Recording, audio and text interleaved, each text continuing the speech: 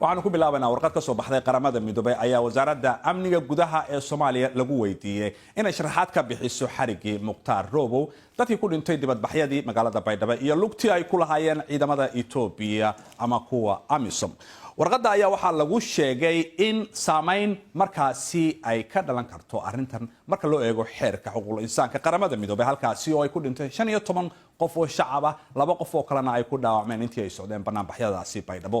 sharciyada xirida Muqtaar Robow ayaa su'aal laga keenaya haddii taageero markaasi laga dalbaday ciidamada Itoobiya ama AMISOM xarigan la xiriirta kuwa la xiriiray dibadbaxyada iyo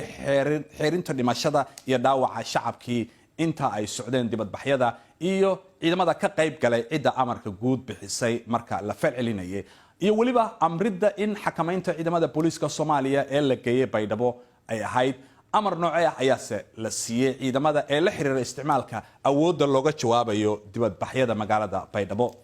dhanka dawladda Soomaaliya oo aanu isku daynay inaan wax ka weydiino warqadan qaramada midoobay waxay sheegeen in ay qoraal kaga jawaabi doonaan. haddaba istuudiyaha waxaa igula sugan Cabdisalaan Yuusuf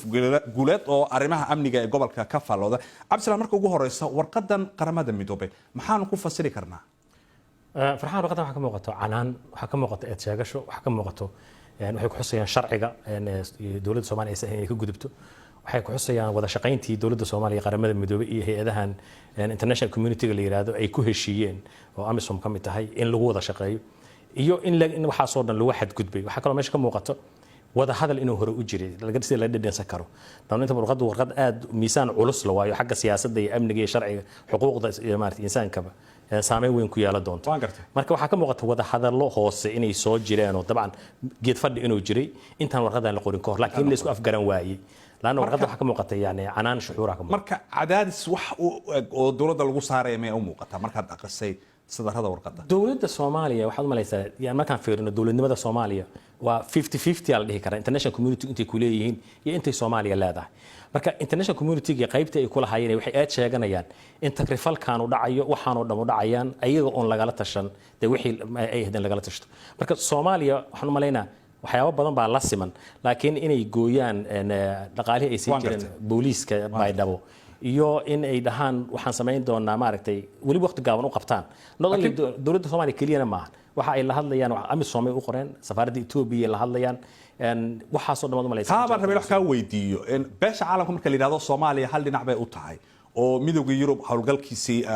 ay saacidayeen, midowga Afrika oo ciidamadii keenay iyaga, laakiin AU-da laguma xusin. marka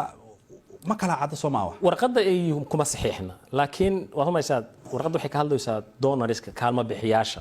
marka AU-da kaalmo bixiyaal ma ah, waa kuwa kaalmada la siiyay ka mid ah oo dadka Soomaaliya saaciday ka mid ah. marka warqadda canaanta ku qoran waa qaramada midoobay ee dalalladii la hoos joogay marka international community-ga la yiraahdo ama hay'adaha maartay Soomaaliya la shaqeey ugu waaweyn iyo wadamada ugu muhiimsanaay ee dhaqaalaha dhiibi jiray sida European-ka iyo dawladda Ingiriiska iyo Jarmalka si qaas loo xusay. marka warqaddu waxay ka hadlaysaa qaramada midoobay daladeedii la wato, wadamadii kaalmada dhiibi jiray iyo wixii lagu wada shaqeey jiray iyo xadgudubkii dhacay iyo ciddii xadgudubtay oo ah dawladda Soomaaliya oo ciidamada amniga iyo booliiska iyo especially Baydhabo ciidamadii AMISOM Itoobiya oo AMISOM ka mid ah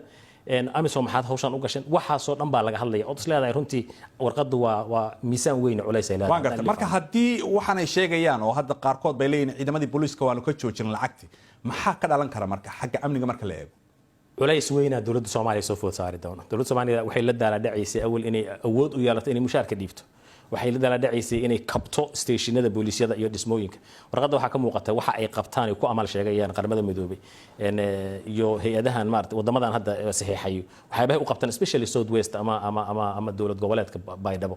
waxay u qabtaan. marka haddii taas la joojiyo waxaa imaanaya inuu askariga shaqadii qaban waayo, waxaa imaanaya in xafiisyadii laga shaqeyn waayo, waxaa imaanaya malastii kala marka dhinac haddii laga eego al-shabaabkii lala dagaalamay bay fursad siinayaan haddii ay ka joojinayaan ciidankii la dagaalamayay. dawladda Soomaaliya waxaad u malaysaa in geedi socod dheer ay soo martay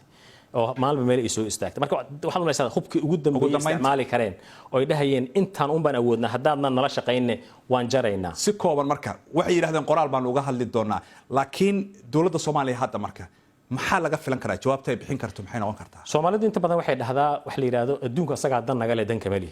haddii taasuna waa qarka dhac iyo meel iska tuur haddii taas ku dhaqaaqdo dabcan tilaabooyin kale ka sugaynaa warqadan hadday garato miisaanka iyo culayska warqadan uu leedahayna waxaan aaminsanahay inay dawladda Soomaaliya fursad haysatay uga jawaabto aad iyo aad baad mahadsan tahay Cabdisalaam Guuleed oo ka faalooda arrimaha ammaanka ee gobolka ku mahadsan tahay waqtigaaga